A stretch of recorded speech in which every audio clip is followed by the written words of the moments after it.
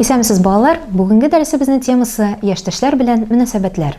Синең яшьтәшләрең төрле илләрдә, зур шәһәрләрдә һәм кечкенә поселокларда яши.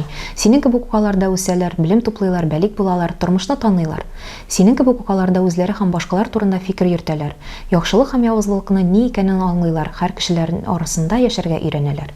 Синең белән бергә бер сыйныфта күп кенә малайлар һәм кызлар укый. Алар һәммәсе дә синең сыйныфташларың. Сезнең мәктәптәге дәресләр, уртак йөкләмәләр, сыйныф эшләре берләштерә. Сыйныфташларыңның кайберләре мөгаен синең дусларыңдыр. Буш вакытыгызны бергә үткәрәсездер. Нинди дә булса да эш белән шөгыльләнәсездер. Сөенечләрегез һәм көенечләрегез белән уртаклашасыздыр. Дуслар шундый була. Алар белән сиңа күңеллеме? Аларга синең белән, башка балалар белән сиңа кызыкмы? Кайсы яклары белән? Син аларга кызыкмы? Нәрсә белән? Дуслашырга нәрсә ярдәм итә һәм нәрсә комачаулый? Бу сорауларны син инде үзеңә бирәсең, киләчәктә дә бирәчәксең. Бәлки сыйныфтагы син дуслашырга теләмәгән балалар да бардыр. Дуслашыргамы, юкмы? Синең эш.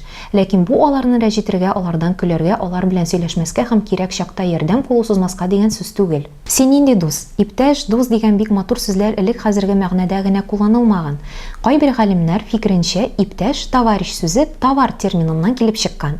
Элегрәк бер эш, бер охшаш товар сату белән шөгыльләнүче сәүдәгәрләр үзләрен иптәшләр, товарищи дип йөрткәннәр.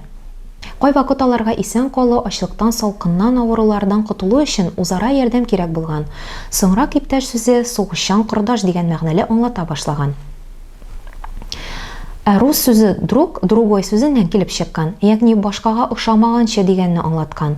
Дус башка кеше сине яратырга, аңларга, хөрмәт итәргә, син эшләгәнне эшләргә, син уйлаганны уйларга тиеш дигән сүз түгел. Ул бәлки бөтенләй синең капма-каршыңдыр, әмма син аның ничек бар шулай кабул итәсең. Сүз тарихы дуслыкның нәрсә икәнен аңларга ярдәм итә. Дуслар чыннан да бер инде шарт куешмыйча, бер-берсен кабул итәргә, бер-берсен фикерен хөрмәт итәргә, һәркемгә ничек бар шулай булып калырга мөмкинлек бирергә сәләтле. Дуслык турында җырлар һәм мәкаләләр дә күп. Туган дус булмаска мөмкин, дус һәрвакыт туган.